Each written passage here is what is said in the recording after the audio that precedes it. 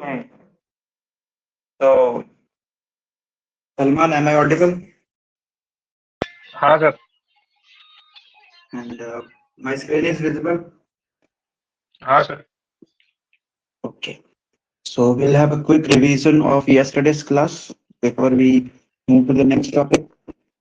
So, yesterday, generally, we saw the different conditions, different flying conditions called as VMC and IMC, right? And we saw the different criteria for VMC. For an aircraft to be approved to be flying under VMC, there were certain conditions, right? That conditions were generally in a form of visibility and distance from the cloud, horizontally and vertically, which is हमने देखी थी कल. And also हमने क्या देखा था कि generally the types of airspace and classification, कौन से airspace में कितना separation होना चाहिए, और एक image भी बनाया था यहाँ पे. This was the pictorial image of VMC condition. हमने क्या देखा था कि if the aircraft is below flight level 100, so it is the separation visibility should be 5 kilometers, और above flight 100 होता है तो the same visibility should be 8 kilometers. ठीक है. और क्या देखा था हमने कि generally the horizontal separation between the cloud should be 1500 meters, almost 1.5 kilometer, और vertical separation should be 1000 feet. ठीक है, ये चीजें हमने देखी थी, ये दोनों के लिए एप्लीकेबल है. Either you are flying above flight level 100 और below flight level 1, from ground level से लेके कितने भी एल्टीट्यूड तक जाओ, ये क्लाउड की विजिबिलिटी इतनी रहनी चाहिए, क्लाउड का डिस्टेंस इतना ही रहना चाहिए. क्लाउड का डिस्टेंस, ठीक है, एक में 5 और एक में 8. Then we saw there is a condition called as a special VFR condition. ठीक है, स्पेशल वीएफआर कंडीशन एक ऐसा कंडीशन है जब वीएमसी की क्राइटेरिया मीट नहीं होती है. ठीक है, हो सकता है कि विजिबिलिटी 5 किलोमीटर के बदले 5 किलोमीटर ना हो, 3 किलोमीटर ही हो, या फिर above flight level 100 visibility 8 kilometre ना हो, जो 5 किलोमीटर है. तो इन दैट कंडीशन, ये मतलब these are the conditions under which this special VFR can be granted to particular aircraft from specific ATC, right. अब वो ATC कौन से कंडीशन में देगा, तो ये पूरे कंडीशंस यहाँ पे हमने मेंशन किए थे. पहला कंडीशन था कि जो है पायलट रिक्वेस्ट, कि पायलट इंडिविजुअली रिक्वेस्ट कर रहा है कि हमें VMC अप्रूव कर दो. ठीक है, हमारा VFR फ्लाइट अप्रूव कर दो, बिकॉज उसने वैलिड रीजन दिया कि हमारे पास इंस्ट्रूमेंट नहीं है तो हमको VFR ही फ्लाई करना पड़ेगा, तो वो कंडीशन में. और दूसरा क्या था, कंट्रोल जोन एयर स्पेस, मतलब तुम एक पर्टिकुलर कंट्रोल जोन में ही फ्लाई कर रहे हो, राइट. उस कंट्रोल जोन के बाहर नहीं जाओगे, तुमने ATC से ऐसा बोल के परमिशन लिया है कि हम इस कंट्रोल जोन में ही रहेंगे. और control zone means in your jurisdiction, तुम्हारे जुरिडिक्शन में ही रहेंगे, तुम्हारे रेंज में ही रहेंगे, तब इन दिस कंडीशन. और बेसिक विजिबिलिटी मिनिमा जो है वो ऑलरेडी तुम सेटिस्फाई कर रहे हो, जो बेसिक विजिबिलिटी मिनिमा 5 और 8 किलोमीटर का है वो तुम सेटिस्फाई कर रहे हो, तो उस कंडीशन में भी तुम ले सकते हो, राइट. मतलब ऐसा है कि तुम्हारा क्लाउड सेपरेशन नहीं है उतना जितना चाहिए, हॉरिजॉन्टली 1500 और 1000 का, बट विजिबिलिटी है, विजिबिलिटी 8 किलोमीटर और 5 किलोमीटर है, तो इस कंडीशन में भी तुम्हें स्पेशल VFR दिया जा सकता है. मेन क्राइटेरिया है विजिबिलिटी रहना बहुत जरूरी है. ठीक है, हमने फिर चौथा पॉइंट देखा था कि ground visibility minima, right. Ground visibility minima, ground visibility means ground तुम्हें इजीली दिखना चाहिए, ऑफिशियली ग्राउंड तुम्हें अच्छे से दिख रहा है. ठीक है, ग्राउंड देख पा रहे हो, ऐसा नहीं कि ग्राउंड भी नहीं दिख रहा है, पूरा फॉग है तुम्हें ग्राउंड नहीं दिख रहा है, तब तो तुम्हें बिल्कुल स्पेशल VFR भी नहीं मिलेगा. ठीक है, क्लियर ऑफ क्लाउड्स, तुम्हें लगता है कि क्लाउड्स नहीं है चारों तरफ, राइट, ऐसा कंडीशन है, तब तो तुम्हें VMC, तो you are automatically satisfying the VMC condition. फिर स्पीड रिस्ट्रिक्शन था. स्पीड रिस्ट्रिक्शन में क्या था कि हर एयर स्पेस का अलग अलग रहेगा, यहाँ पे कोई डिफाइन नहीं किया गया. एग्जांपल हमने लिया था कि 140 knots indicated air speed, but हर एयर स्पेस का अलग अलग रहेगा. ठीक है, कोई मतलब हर रीजन का अलग अलग रहेगा. जैसे फॉर एग्जांपल मैंने दिया था रोड्स का, हर रोड का अलग अलग रहता है. कोई रोड पे 50 किलोमीटर मैक्सिमम स्पीड है, किसी पे 40 है, मतलब हर रोड पे लिमिट सेट किया जाता है. तो वैसे ही यहाँ पे भी उस कंट्रोल जोन का एक स्पीड लिमिट सेट रहेगा. उस स्पीड लिमिट को अगर जो फॉलो कर रहे हो तो you will get the special VFR condition. ठीक है, और दूसरा था daylight operation. Means if you are in a daylight तो ऑटोमेटिकली तुम्हें मिल सकता है, बट नाइट में there is a condition. Night में कंडीशन ये है कि तुम्हारे पास IFR के सारे, मतलब वो सारे इक्विपमेंट्स तुम्हारे पास ऑन बोर्ड होने चाहिए. तुम VFR फ्लाई कर रहे हो बट तुम्हारे पास सारे IMC, मतलब लोकलाइजर, ग्लाइड स्लोप, मार्कर बीकन, सब चीजें तुम्हारे पास है। ठीक है, ट्रांसपॉन्डर सबके हैं तुम्हारे पास, जरूरत पड़े तो तुम आईएमसी में शिफ्ट कर सकते हो, तुरंत इंस्ट्रूमेंट में शिफ्ट कर सकते हो। तो ऐसे कंडीशन में हमें स्पेशल वीएफआर दिया जा सकता है। ठीक है, this were the few conditions. और कितना सपरेशन रहना चाहिए वो एटीसी तुम्हें सामने से बताएगा कि in this condition the separation should be इतना सो एंड सो, में इतना सपरेशन मेंटेन। और पूरी रिस्पॉन्सिबिलिटी किसकी रहती है सपरेशन मेंटेन करने की? वो पायलट की रहती है, राइट। जितना भी रिस्पॉन्सिबिलिटी है वो that is the responsibility of the pilot के हमें उतना सपरेशन मेंटेन रखना है। ठीक है, इसमें एटीसी हमें नहीं बताता है। आईएमसी कंडीशन में यही था, आईएमसी हमने क्या देखा था कि आईएमसी में यही एक चीज है कि कितना सपरेशन रखना है वो हमें एटीसी बताता है, बट वीएमसी में कितना सपरेशन रखना है that is totally dependent on the pilot, कि वो और ज्यादा रखना चाहता है, मिनिमम से ज्यादा 10 किलोमीटर 20 किलोमीटर का सपरेशन एक पायलट रख के चलना चाहता है, तो yes okay, it is acceptable. ठीक है, तो ये टोटली किसके ऊपर डिपेंडेंट है? पायलट के ऊपर, कि कितना सपरेशन रखना है।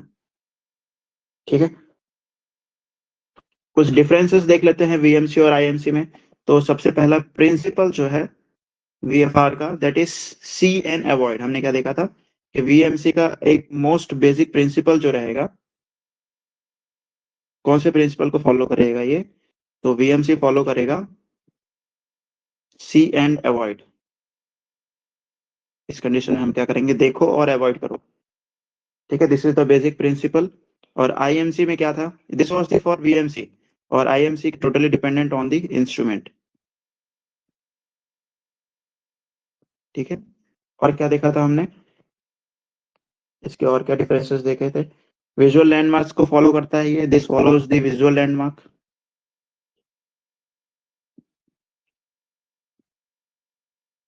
राइट, सी ओशन इन सबको फॉलो करके फ्लाई करते हैं। वीएफआर जनरली ये पूरा कंडीशन वीएफआर का ही है। हमने जो वीएफआर रूल पढ़ा था ना, उसमें हमने क्या देखा था कि हम लोग जनरली जो विजुअल लैंडमार्क रहते हैं, बिल्डिंग, माउंटेन, सी, ओशंस, इन सबको विजुअल रेफरेंस मान के फ्लाई करते हैं, वही चीजें हम इसमें भी फॉलो करेंगे। ठीक है, और आईएमसी में हम क्या देखेंगे? जनरली हमारे instruments, GPS, INS, right, localiser, VOR, glide slope, right, ये सब जो हमारे पास डीएमई और एडीएफ, ये सब जो हमारे पास कम्युनिकेशन नेविगेशन के जो इंस्ट्रूमेंट्स है, इन सब पे डिपेंडेंट रहेगा कौन? IMC condition. ठीक है, वीएमसी में हमारे पास कोई फ्लाइट प्लान नहीं होता है। There is no preflight plan कि हमें इस रूट को फॉलो करना है, ऐसा कुछ नहीं। बट आईएमसी में there is a flight plan. ठीक है, वीएमसी के ऊपर कोई रेटिंग नहीं चाहिए, राइट। हमने क्या देखा था? विजुअल फ्लाइट के लिए पायलट की लाइसेंस पे कोई रेटिंग नहीं चाहिए, राइट, बस बेसिक पायलट लाइसेंस रहना चाहिए। ये लिख लो, ये पॉइंट नहीं बताया था। ठीक है, वीएमसी फ्लाइट करने के लिए बस एक बेसिक पायलट लाइसेंस रहेगा तो भी चलेगा, but for IMC you require special permission, additional instrument rating रहना चाहिए। फॉर आईएमसी कंडीशन में क्या रहना चाहिए? एडिशनल इंस्ट्रूमेंट रेटिंग रहना चाहिए, इंस्ट्रूमेंट्स की रेटिंग तुम्हारे लाइसेंस पे रहना चाहिए। इंस्ट्रूमेंट रेटिंग प्लस जैसे landing category, like different landing categories रहेंगे, कैटेगरी 1 2 3, राइट, ये सारी कैटेगरीज तुम्हारे लाइसेंस पे रहनी चाहिए ऑटोमेटिकली। और हमने क्या देखा था? वीएमसी का एक एक हमने स्पेशल कंडीशन नोट लिखा था। In note we specified that कि क्लास ए में वीएमसी प्रोहिबिटेड है। ठीक है, because class A is only reserved for IMC. ठीक है, क्लास ए में सिर्फ आईएमसी फ्लाइंग किया जाएगा, और बाकी वीएमसी सारे बाकी जितने भी कंडीशंस है, राइट, उन सब में वीएमसी किया जा सकता है, आईएमसी किया जा सकता है, right. IMC can be other than A to, जितने भी है, राइट, अभी मैं बताऊंगा, राइट, डिफरेंट एयर स्पेस जो है उन सब में किया जा सकता है, बट वीएफआर वीएमसी सिर्फ ए के अलावा सब में किया जा सकता है, ए में it is not permitted.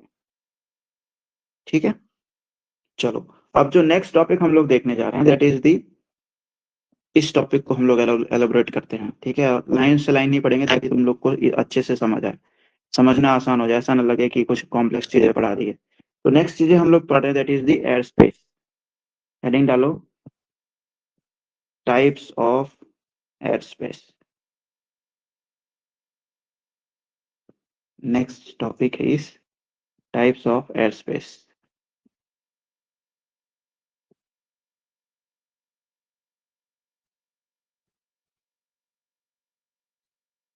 So in types of airspace लिखो, सबसे पहले let's write down some paragraph.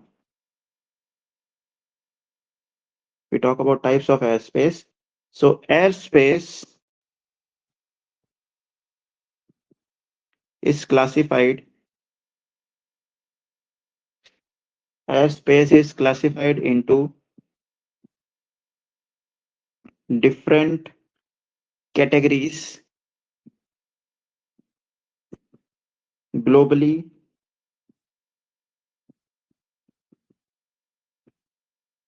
Globally, to ensure the safety, to ensure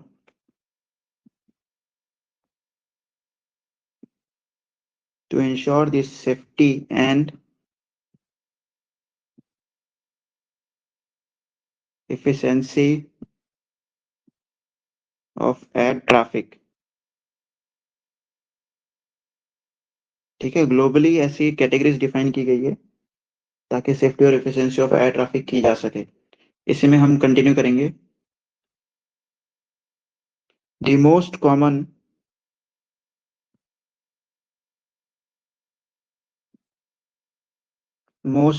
common system defined by ICAO. Most common system defined by ICAO uses 7 categories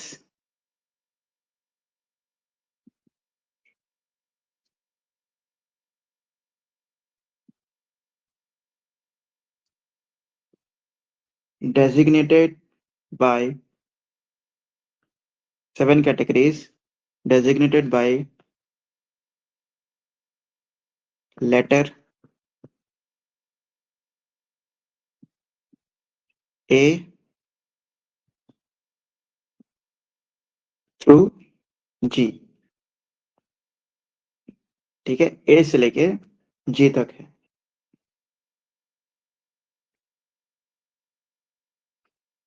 तो अब इस चीज को हम बहुत बड़े बड़े पैराग्राफ में ना लिख के हम सीधा सा एक टेबल बना लेंगे ताकि समझना आसान हो जाए, राइट। इसका अलग अलग हर कैटेगरी का, हर एयर स्पेस का अलग अलग पैराग्राफ लिखने से अच्छा हम क्या करेंगे, एक टेबल बनाएंगे।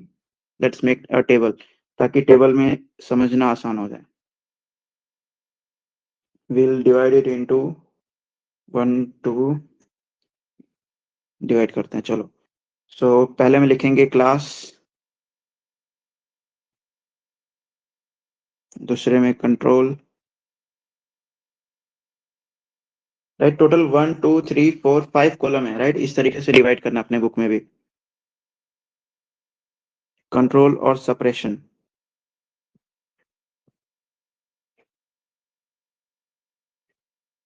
फिर उसके बाद है VFR ऑपरेशन,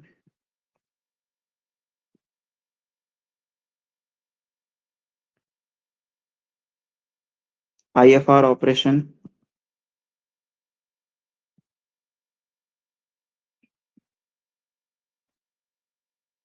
और typical location,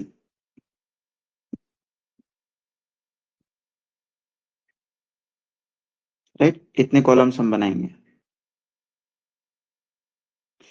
What did just happen?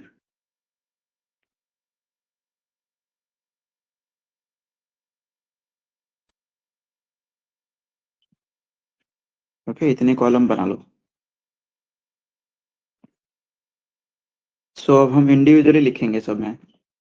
सबसे पहला क्लास है हमारे पास ए, क्लास ए, राइट। तो क्लास ए अभी हमने बार बार पढ़ा कि क्लास ए में सिर्फ IFR फ्लाइट्स ही होती हैं। तो कंट्रोल और ऑपरेशन में लिखेंगे IFR separated from IFR, ठीक है। मतलब इसमें IFR फ्लाइट एक दूसरे IFR फ्लाइट से सेपरेटेड रहेगी और VFR operation is prohibited.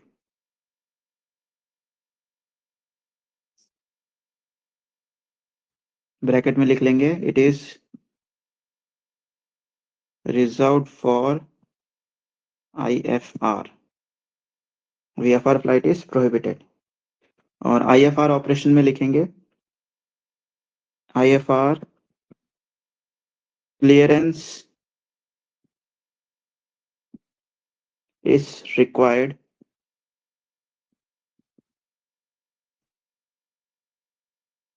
ATC, यहाँ पे फुल स्टॉप, ATC separates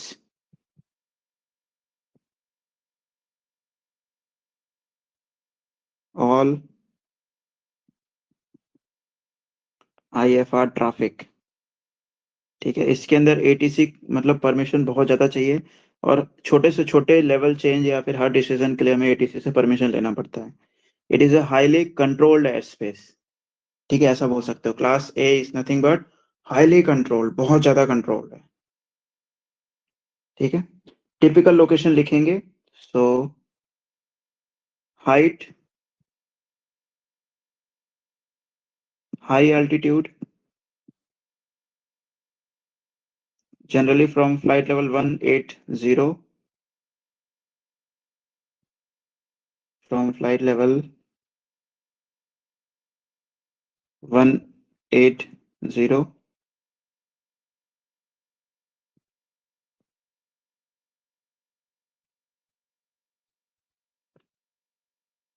और ब्रैकेट में flight level 245 in some reason,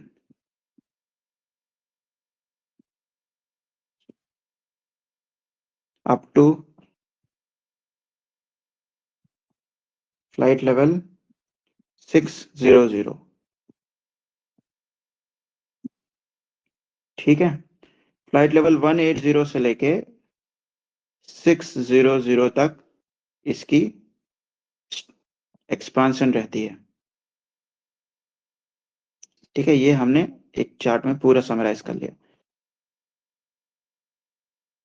next जो क्लास है that is the class B।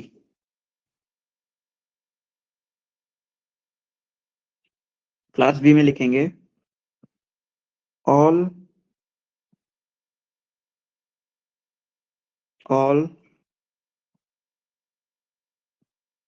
separated from all, ऐसा लिख सकते हो। मतलब जितनी ट्रैफिक है all separated from all, ठीक है। VFR ऑपरेशन में will write down as VFR clearance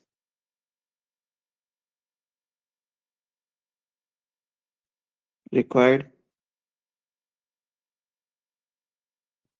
इसमें ATC का क्लियरेंस चाहिए तो लिखेंगे ATC separates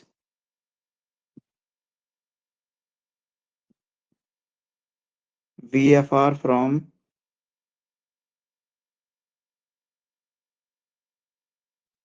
VFR,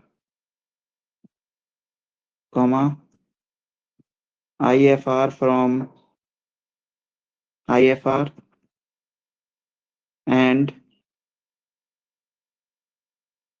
IFR from VFR, ठीक है। इसमें सारे फ्लाइट्स रहेंगे तो ATC क्या करेगा, IFR को IFR से, VFR को VFR से और IFR को VFR से सेपरेट करेगा, ठीक है। IFR में लिखेंगे IFR क्लियरेंस इज रिक्वायर्ड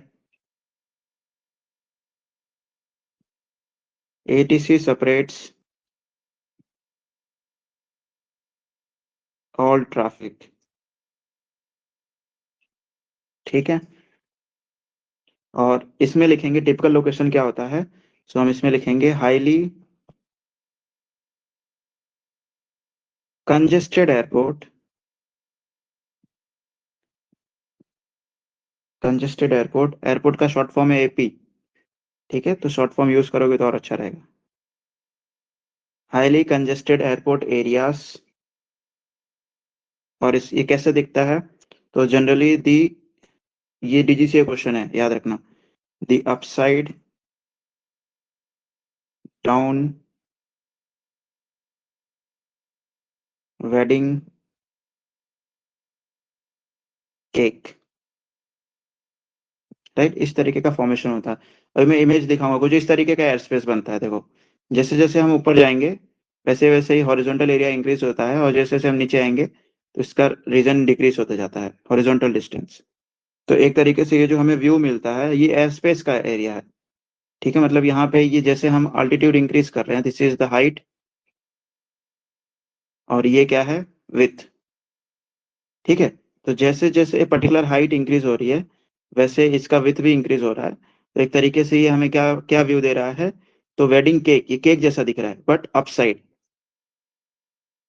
ठीक है। तो ये इस तरीके का एयर स्पेस बनता है, that's why they are calling it as a upside down wedding cake. ये पूरा बी हो गया। अब हम लोग सी के बारे में लिखेंगे, we'll write down about C.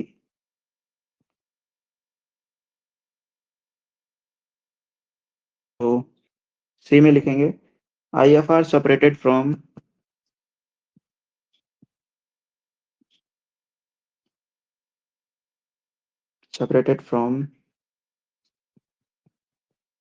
IFR and VFR,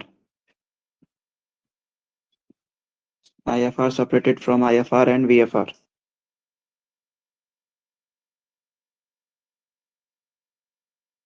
और इसमें लिखेंगे VFR clearance required, same line है, ऊपर वाली पूरी लाइन है। ATC separates IFR from VFR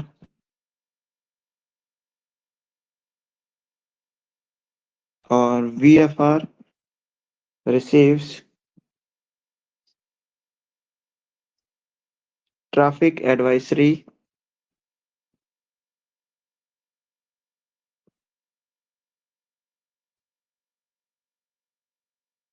from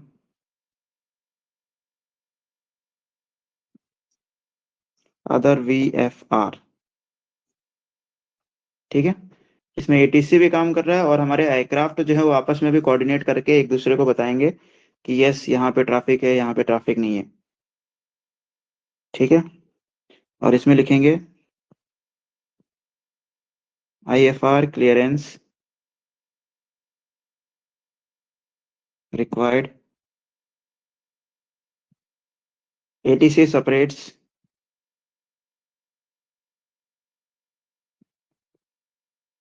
IFR from all traffic, ठीक है, सारा ट्रैफिक से करेंगे। और इसका लोकेशन क्या है, तो एयरपोर्ट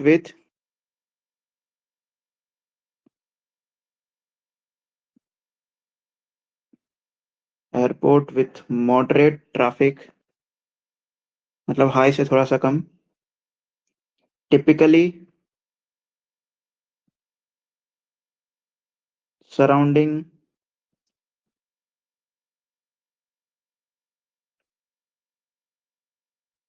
क्लास बी, ठीक है। मतलब इसके सराउंडिंग में जो एटमॉस्फेयर रहेंगे यहाँ पे, मतलब ये क्या हो गया, हाईली कंजेस्टेड, इधर पे बहुत ज्यादा ट्रैफिक रहेगा इस एरिया में। इसके सराउंडिंग में ये सब जो एरिया है जहाँ पे थोड़ा सा ट्रैफिक मॉडरेट रहेगा, इससे कम ट्रैफिक वाला एरिया, उन ट्रैफिक एरिया को कौन कंट्रोल करेगा, उस एरिया को हम जनरली बोलते हैं क्लास सी, ठीक है। That area is generally called as a class C.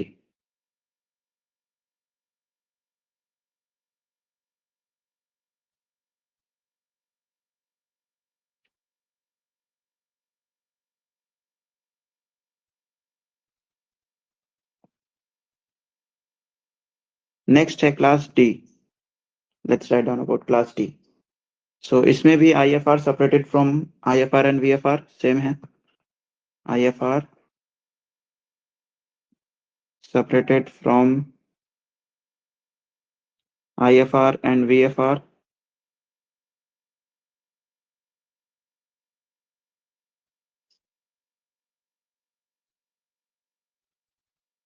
Sorry, इसमें VFR हटा देना. IFR सेपरेटेड फ्रॉम IFR है, सिर्फ IFR है. करेक्शन, डी में सिर्फ IFR है. ठीक है, और यहाँ पे लिखेंगे VFR clearance required. VFR receives traffic information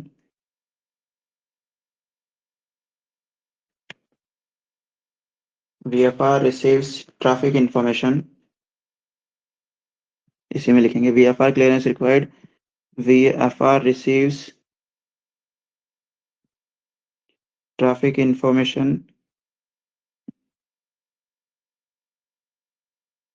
and sequencing of IFR. Sequencing of IFR, full stop. Pilot is responsible for VFR suppression. ठीक है, मतलब इसमें सिर्फ IFR को कंट्रोल करेगा ATC, VFR को कंट्रोल नहीं करेगा. VFR जैसे जहां जाना चाहे वहां जा सकता है, जैसे उड़ना चाहे वैसे उड़ सकता है. ATC का उसका कोई रोल नहीं, अगर वो क्लास डी एयर स्पेस है तो. ठीक है, वहां पे अंधाधुंध उड़ेंगे कोई भी, अगर जहां आना है वहां जाएंगे, कोई क्लियरेंस नहीं चाहिए. ठीक है, VFR फ्लाइंग के लिए कोई ATC का क्लियरेंस नहीं चाहिए if it is a type of class D air space. ठीक है, नेक्स्ट लिखेंगे IFR में. सो IFR क्लियरेंस रिक्वायर्ड, उसी में कंटिन्यू करेंगे फुल स्टॉप के बाद. ATC separates IFR from IFR. ठीक है, इसमें VFR का ATC का कोई कंट्रोल नहीं है. लोकेशन में लिखेंगे airport with light to moderate traffic.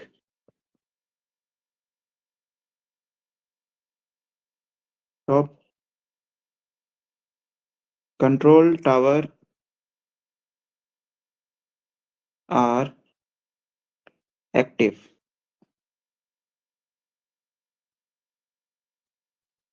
ठीक है, ऐसे जगह पे जहां पे कंट्रोल टावर है बट बहुत कम ट्रैफिक है तो कंट्रोल टावर ज्यादा इतना ध्यान नहीं देती है, बस एक्टिव रहती है. नेक्स्ट जो है हमारे पास क्लास ई. अभी तक जो थे this was the controlled air space, right. ABCDE D तक जो है दे आर क्लासिफाइड एज, यहाँ पे एक और चीज लिख सकते हो कि they come under the controlled air space.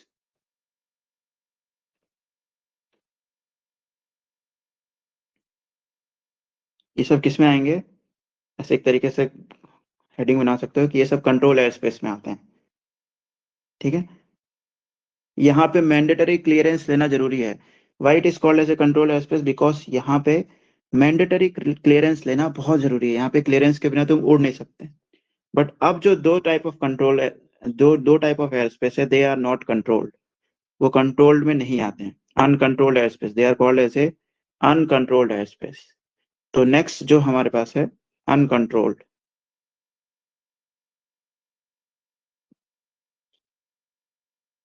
Uncontrolled air space. ठीक है, तो अब अनकंट्रोल्ड में सेम हम इसी में कंटिन्यू करेंगे. सेम है सब कुछ.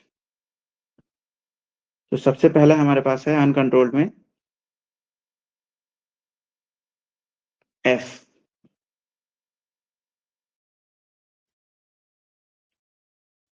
अच्छा ई तो लिखा ही नहीं है, राइट? इसके बाद ई भी है, E also comes under the control airspace. E के बारे में लिख लो। ई रह गया, सॉरी, मुझे लगा ई भी हो गया। E comes under the control airspace, right? D और ई। तो ई के बारे में लिख लो फटाफट पहले।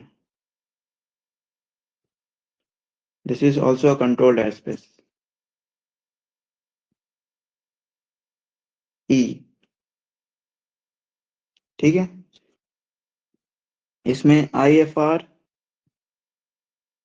Separated from I F R, ठीक है। इसमें भी सेम है, I F R separated from I F R, but आगे लिखेंगे वी एफ आर फ्लाइट में no clearance required.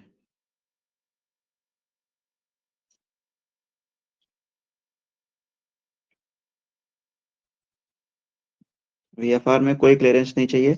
It is also similar to D, quite similar to D, ठीक है। जैसे डी है वैसे ई भी है। इसमें भी हमें कोई वीएफआर के लिए कोई क्लियरेंस नहीं चाहिए, ठीक है। अंधाधुंध उड़ा सकते हो। बल्कि डी में तो हमें क्लियरेंस चाहिए भी था वीएफआर के लिए, बट वो कितना कैसे उड़ रहा है उसका कोई एटीसी कोई कुछ भी नहीं देख रहा था। बट यहाँ पे तो क्लियरेंस भी नहीं चाहिए। वीएफआर नेक्स्ट लाइन में लिखेंगे VFR operates under standard VMC rule.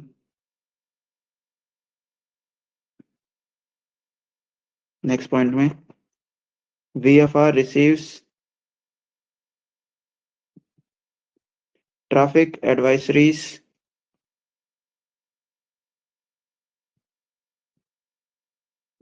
from ATC where workload permits। क्या बोल दिया कि जहां पे एटीसी को लगता है कि सेपरेशन देना चाहिए वहीं पे देगा, नहीं तो कोई मतलब नहीं है उसको इन सब चीजों से।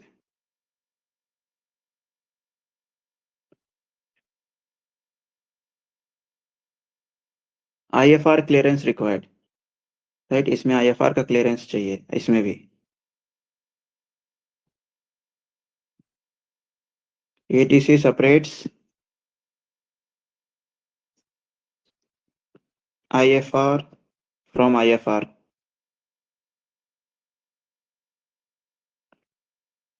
अब ये जनरली कहाँ आता है? Let's write down the location. So transition areas, transition areas, victor Airways,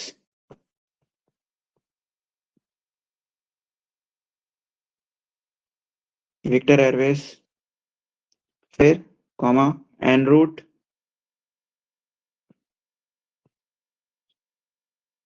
en route en route above uncontrolled airspace, ठीक है। अभी जो हम लोग अनकंट्रोल्ड एयरस्पेस देखेंगे उसके ऊपर का जो एरिया रहेगा उधर क्लास सी एयरस्पेस लग जाता है, ठीक है। अनकंट्रोल्ड एयरस्पेस के ऊपर क्लास सी एयरस्पेस होता है ऐसा। अब हम लोग लिखेंगे दो अनकंट्रोल्ड एयरस्पेस के बारे में, right? There are two uncontrolled airspace F and G. So F के बारे में लिखेंगे। पहली बात, अनकंट्रोल्ड एयरस्पेस क्या होता है? इट इज एन एयरस्पेस जहां पे ATC does not provide any type of information, तुम्हें कुछ भी नहीं बताएगा वो, राइट? और separation is prime responsibility of the pilot. वहां पे पायलट ही सब कुछ देखेगा कि कितना सेपरेशन रहना चाहिए, कितना नहीं रहना चाहिए, हर चीज है, ठीक है। Everything is the responsibility of the pilot, इसलिए हम बोलते हैं उसे अनकंट्रोल्ड एयर स्पेस।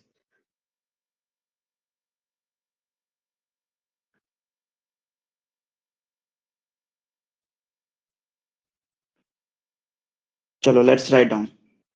सो इसमें हम कंट्रोल और सेपरेशन में लिखेंगे it is advisory service available. इसमें क्या रहता है?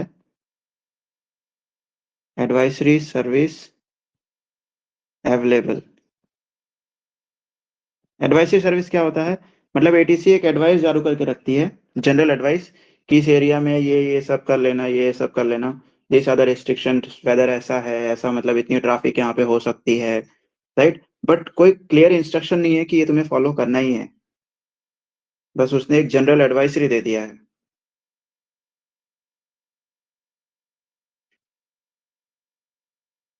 नेक्स्ट लिखो वीएफआर में, सो नो क्लियरेंस रिक्वायर्ड।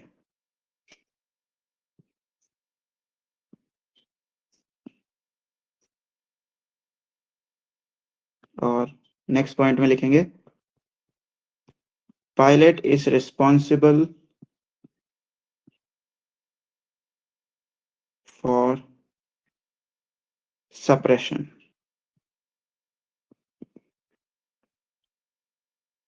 और आईएफआर ऑपरेशन में लिखेंगे clearance not required.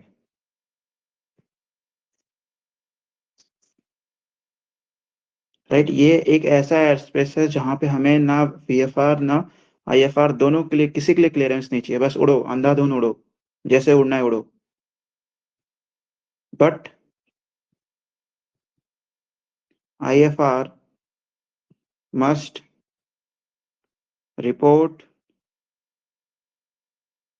Position, position का शॉर्ट फॉर्म पीएसएन है, पीएसएन, ठीक है, इस तरीके से यूज कर सकते हो। एटीसी प्रोवाइड्स एडवाइसरी सर्विसेज, ठीक है। आईएफआर के लिए भी सेम रूल एप्लीकेबल है। और कंट्रोल एस्पेस क्या है? तो रेयरली,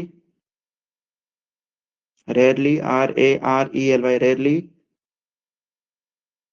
यूज टुडे, बहुत कम ही ऐसे एस्पेस होंगे जहां पे बिल्कुल भी कंट्रोल नहीं है पूरे एटीसी का। ऑफन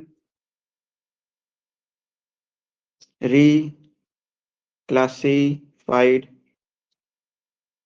as E और G,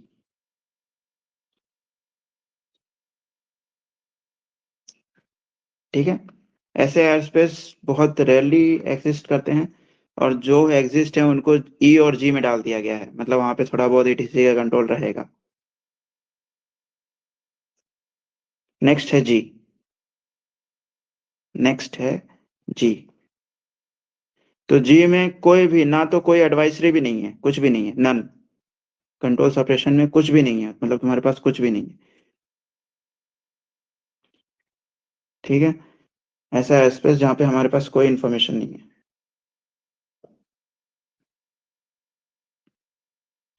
और वीएफआर ऑपरेशन में हम लिखेंगे नो क्लियरेंस रिक्वायर्ड।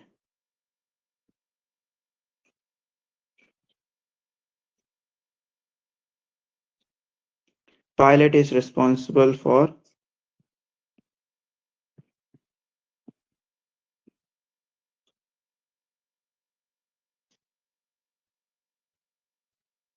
suppression, ठीक है। इसमें भी आईएफआर में भी will also right same thing, clearance not required, and pilot is responsible for suppression.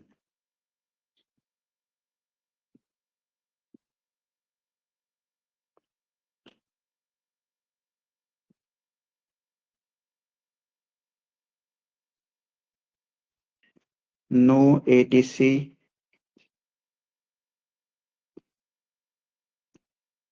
no ATC services is provided.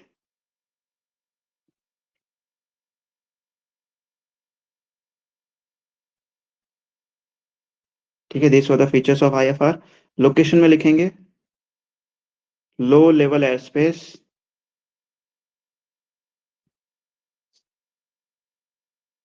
Low level air space कितना? तो usually below 1200 feet above ground level, ठीक है। ग्राउंड लेवल, ये ऐसा याद रखना, main सी level नहीं है, it is ground level. Over remote areas,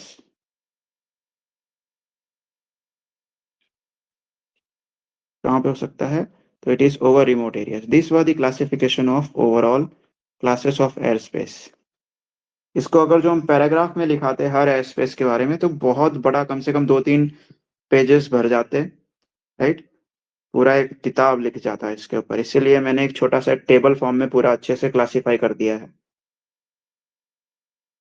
ठीक है, ताकि इजी, मतलब सब चीजें अच्छे से समझना और कंपेयर करके स्टडी करना इजी हो जाए कि कौन सा एयर स्पेस में क्या क्या क्राइटेरिया है, क्या उसकी स्पेशलिटी है, क्या कैरेक्टरिस्टिक्स है, कौन से एयर स्पेस में परमिशन चाहिए, कौन से एयर स्पेस में परमिशन नहीं चाहिए, हर चीज इस टेबल में मेंशन है. ठीक है, तो इसमें से क्वेश्चन आता है तो इजी रहेगा सॉल्व करना. बस एक चीज याद रखना, हर बार जो क्वेश्चन बनाता है कि वीएफआर फ्लाइट क्लास ए में प्रोहिबिटेड है.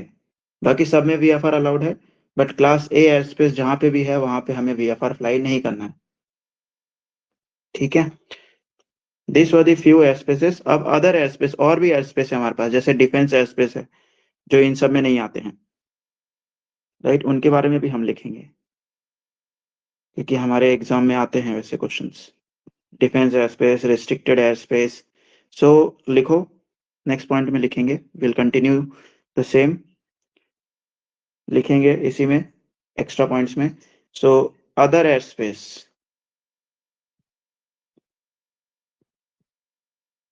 Other air spaces.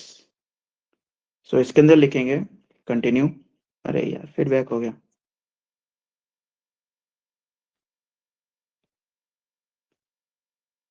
Other air spaces.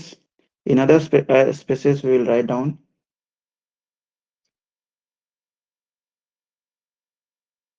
beyond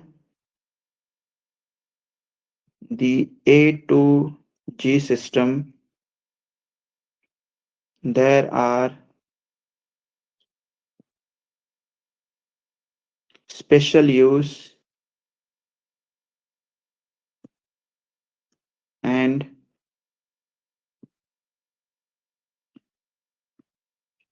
dedicated airspace. ठीक है, इनके अलावा भी हमारे पास ऐसे एयर स्पेस है जिनके अंदर हमें प्रोहिबिटेड किया जाता है. तो सबसे पहला एयर स्पेस है, वील राइट डाउन इसके अंदर हेडिंग डालेंगे 1, special, special use air space.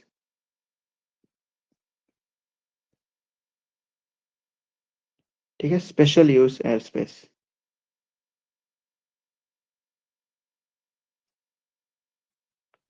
अब ये ऐसा एयर स्पेस होता है वह स्पेसिफिक एक्टिविटीज, मतलब वो ऐसे एयर स्पेस जहाँ पे कुछ ना कुछ हो रहा होता है. जैसे फॉर एग्जांपल कोई मिलिट्री एयरबेस है, या फिर कोई मोनूमेंट हो गया, जैसे ताजमहल हो गया, और भी बहुत सारे मोनूमेंट है हमारे इंडिया में और ऑल ओवर वर्ल्ड में, राइट? उनके ऊपर का जो एरिया रहेगा, उनके ऊपर का जो एयर स्पेस रहेगा, उस एरिया को, राइट? या फिर कोई ऐसा एरिया है जहाँ पे न्यूक्लियर पावर टेस्टिंग हो रही है, राइट? तो उसके ऊपर से अगर जो कोई एयरक्राफ्ट को फ्लाई होने दिया जा रहा है, राइट?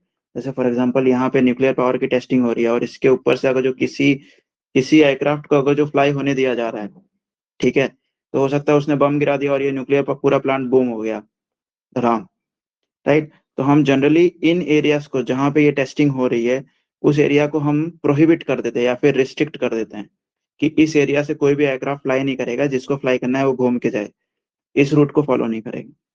ठीक है, या फिर यहाँ पे ताजमहल है हमारा, इस ताजमहल के ऊपर से कोई जा रहा है, दुश्मन देश ने, पाकिस्तान ने इसके ऊपर बम गिरा दिया, भाई हमारे देश में ताजमहल नहीं है, चलो बम, राइट? तो इसीलिए इन सब एरिया को हमने जनरली क्या कर दिया है, रिस्ट्रिक्ट कर दिया है, प्रोहिबिट कर दिया है.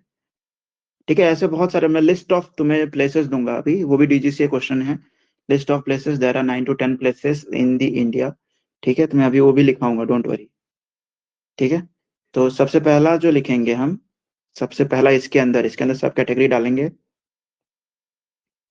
सब कैटेगरी 1, प्रोहिबिटेड एरिया.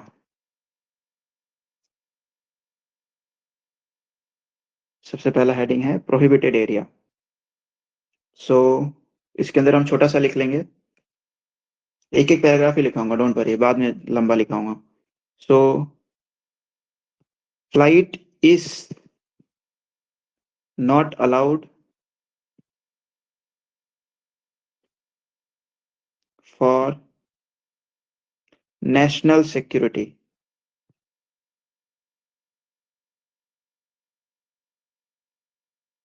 और पब्लिक सेफ्टी।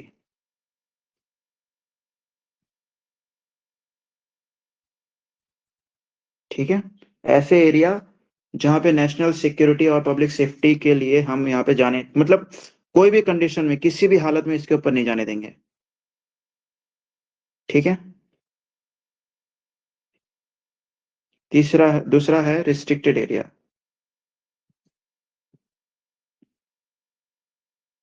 पहला है prohibited area, second one is restricted area. Restricted area में लिखेंगे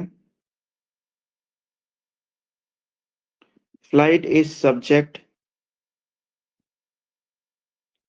subjected to restriction due hazard।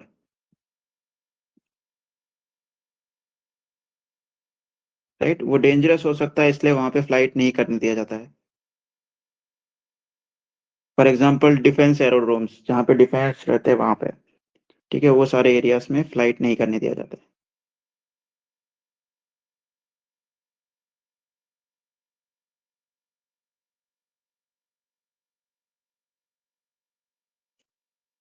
फिर तीसरा है warning areas.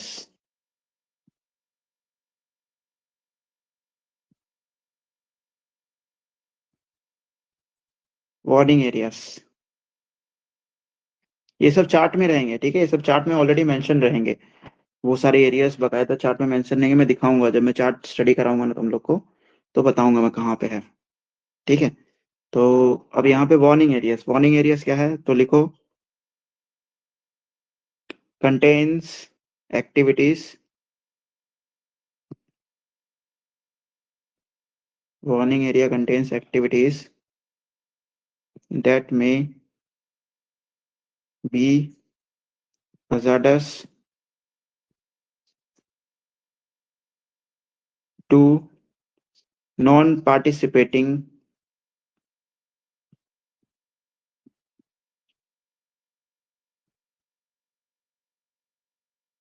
Aircraft.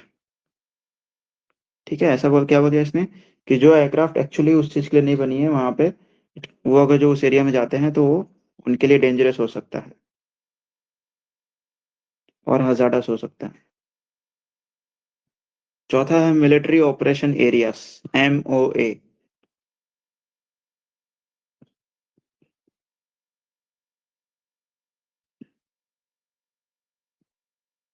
Military operation areas,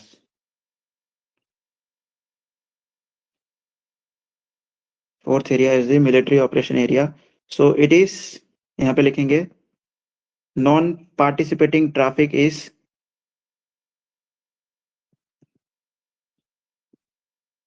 non-participating traffic is allowed,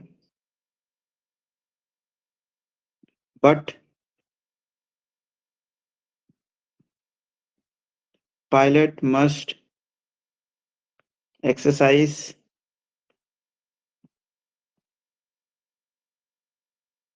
extreme caution due to military training activities।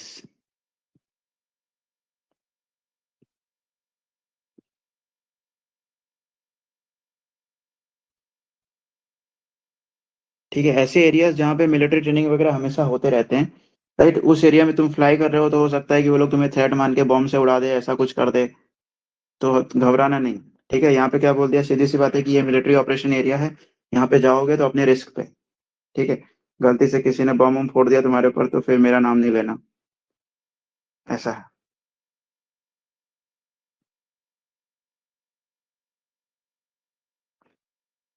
ठीक है, this were the different areas. Right, एक था special, यहाँ पे हमने स्पेशल लिखा था, दूसरा लिख लो ये स्पेशल जो हमने हेडिंग डाला था ये उसका दूसरा पार्ट। दो ऐसे एरियाज थे, राइट।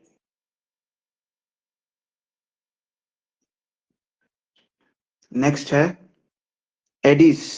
ये तुम लोग को पता चलेगा बाद में जब मैं बताऊंगा तो। ADIZ, ये भी स्पेशल टाइप ऑफ एरिया है। इसको लिखो एयर डिफेंस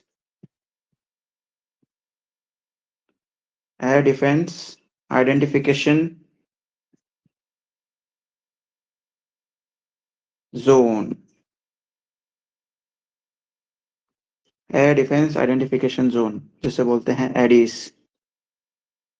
ठीक है, ये मैं तुम्हें जब चार्ट दिखाऊंगा तो बताऊंगा कि कितने एडीज हैं ऑल ओवर इंडिया में। ठीक है, ये डिफेंस आइडेंटिफिकेशन जोन है कि हमारे इंडिया में कितने डिफेंस जोन है। जैसे ईस्ट में एक है, वेस्ट में एक है, साउथ में एक है, नॉर्थ में एक है, हर जोन का सेंटर में एक है, राइट। तो ये सारे जोन्स जो डिफेंस के कंट्रोल में है, राइट, तो उसको हम जनरली बोलते हैं defence identification zone, Aedes.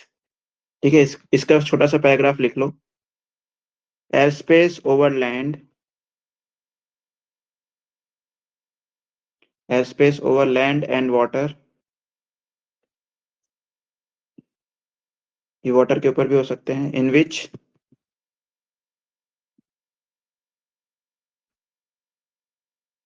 the ready identification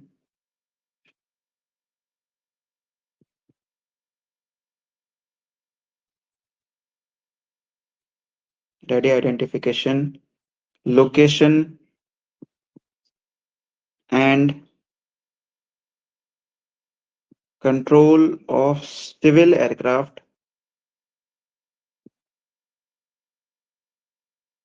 are required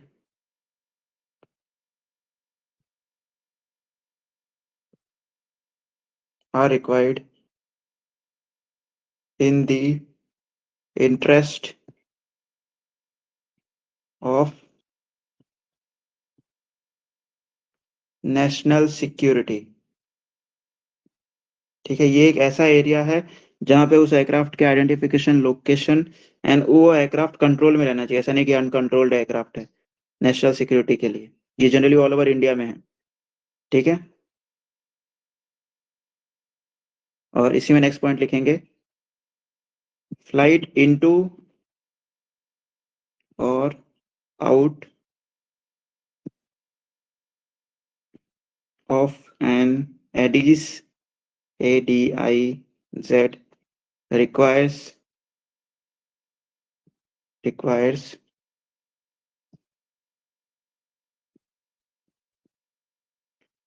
filing a specific flight plan, specific flight plan, और छोटा सा एक पैराग्राफ है, and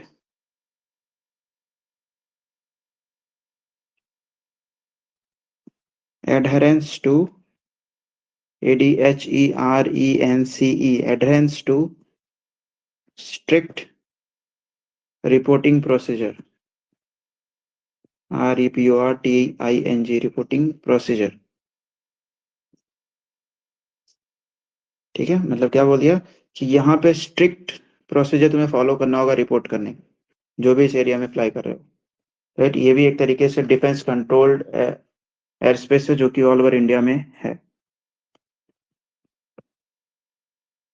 इमेज भी शेयर करता हूँ, रुको, अगर जो पॉसिबल है तो I share you the image जो ऑल ओवर इंडिया में है कंट्रोल्ड एयर स्पेस का। आज के लिए यहीं पे कंक्लूड करने की कोशिश करेंगे। इसमें स्क्रीन विजिबल से यस इफ विजिबल। लेकिन वही व्हाइट बोर्ड विजिबल है जिसपे IF और टिपिकली लोकेशन लिखा है। एक second,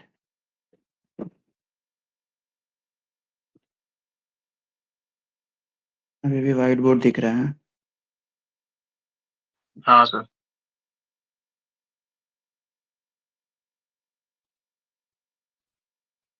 screen capture permission denied, क्या बोल रहे हैं सर? योर स्क्रीन, वो आपका एक हट गया सर, आप बस एक ही में लॉग इन हो अभी। मतलब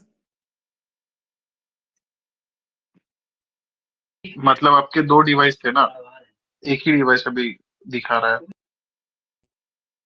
ये देखो, ये दिख रहा है। लोड हो रहा है, दिख रहा है सर। अब इसमें देखो ध्यान से किस तरीके से हमारा जो इंडिया है, it is basically classified into different FIR zones।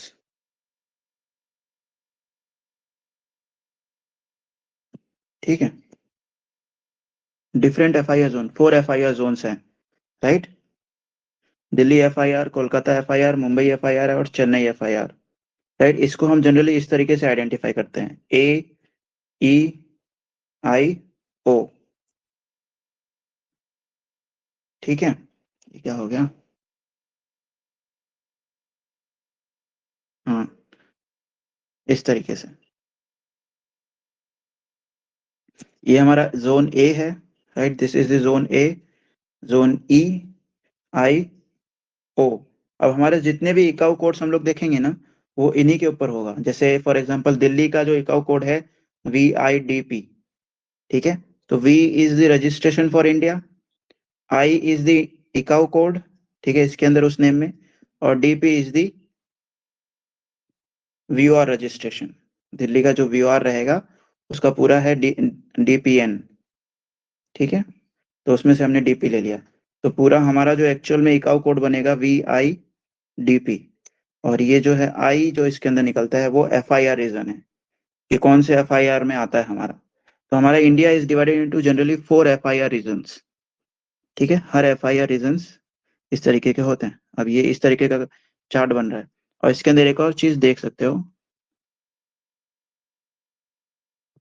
इसमें ध्यान से देखना, एडीज दिख रहा होगा, मैंने जो बोला है एडीज कंट्रोल, तो एडीज कंट्रोल अलग से दिख रहा होगा, देखो ये सब डिफेंस कंट्रोल है, ठीक है, ये सब डिफेंस कंट्रोल है। साउथ एडीज, मतलब ये साउथ डिफेंस के कंट्रोल में इतना रीजन आता है, ये वेस्टर्न रीजन में आता है, ये नॉर्थ रीजन में इतना एरिया आ जाता है, ये सेंट्रल रीजन में आ जाता है, और ये ईस्ट रीजन में आ जाता है, राइट। तो ये डिफेंस के अंदर भी हमारे इंडिया को डिफरेंट सेक्शंस में डिवाइड किया गया है, 5 सेक्शंस में, ठीक है। और FIR रीजन की बात करें तो देर आर 4 FIR रीजन्स, और डिफेंस की बात करें तो देर आर 5 डिफेंस रीजन्स। पूरे इंडिया को इस 5 डिफेंस रीजन में क्लासिफाई किया गया है। अभी जो हमने लिखा वो इन्हीं एडिस रीजन की बात करें, कि अगर जो तुम इस रीजन में फ्लाई कर रहे हो, मतलब ये ऑल ओवर इंडिया में है, ठीक है, ये पैन इंडिया में है। तो पैन इंडिया में ऐसा कोई भी रीजन नहीं है जहां पे तुम फ्लाई कर रहे हो और तुम्हारा अगर जो मतलब इलीगल कोई एयरक्राफ्ट यहाँ पे फ्लाई नहीं कर सकता। Pan India is under control air space. India में ऐसा कोई भी जगह नहीं है जो अनकंट्रोल्ड एयर स्पेस के अंदर आता है या फिर डिफेंस के बाहर आता है, राइट।